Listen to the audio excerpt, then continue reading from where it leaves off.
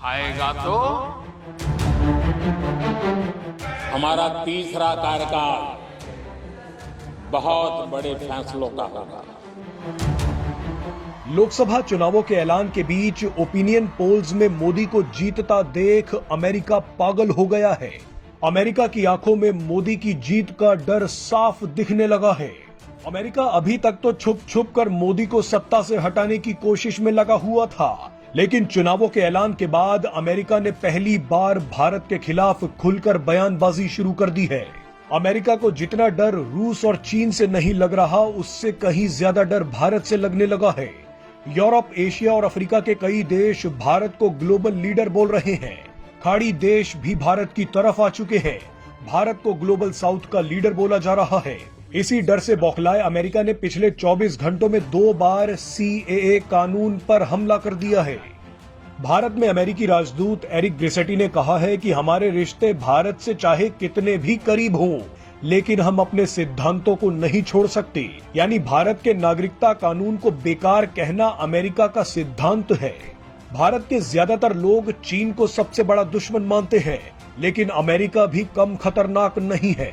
आपको शायद यकीन न हो, लेकिन अमेरिका पिछले कई महीनों से इस कोशिश में लगा हुआ है कि किसी तरह से नरेंद्र मोदी को तीसरी बार प्रधानमंत्री बनने से रोका जाए। अमेरिका को पीएम मोदी के डर का एहसास पहली बार तब हुआ जब बाइडेन के मना करने के बावजूद मोदी सरकार ने रूस से जमकर तेल खरीदा। भारत ने तेल तो खरीदा ही, लेकिन विदेश मंत्री एस जयशंकर ने अमेरिका और पश्चिमी देशों को बेनकाब भी करना शुरू कर दिया।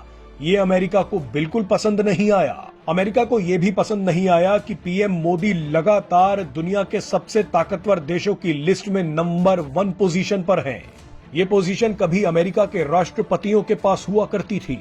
अमेरिका की आंखों के सामने भारत आर्थिक, सैन्य और कूटनीतिक ताकत बन रहा है। भारत तो अमेरिका को पछाड़ते हुए चांद के दक्षिणी ध्रुव पर पहुंचने वाला पहला देश भी बन गया है।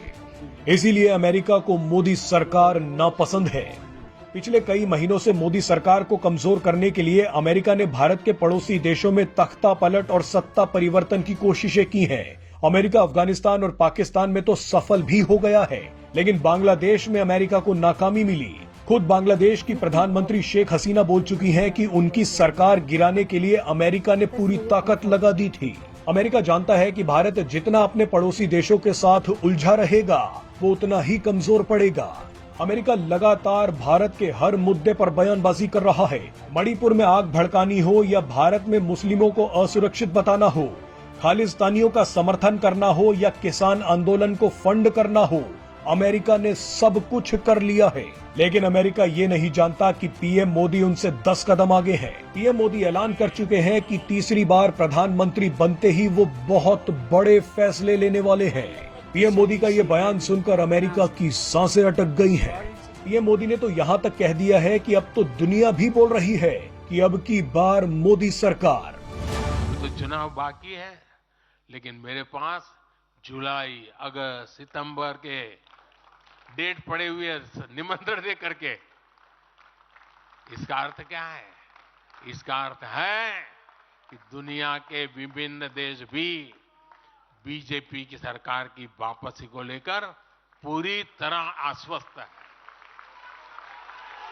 वो भी जानते हैं, दुनिया का हर देश जानता है, दुनिया की हर शक्ति जानती है, आएगा तो